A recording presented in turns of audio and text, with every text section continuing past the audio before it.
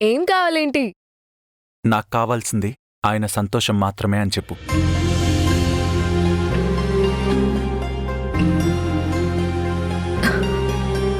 మా నాన్నగారంటే అంత గౌరవమా మీకు?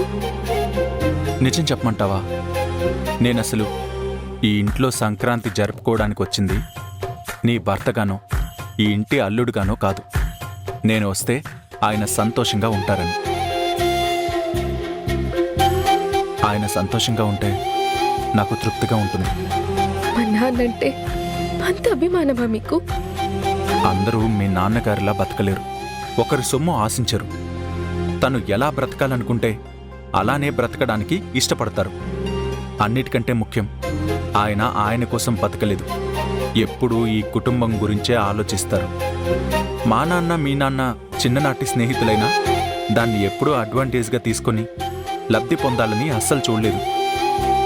చాలా sensitive, self made and self respect ఉన్న మనిషి.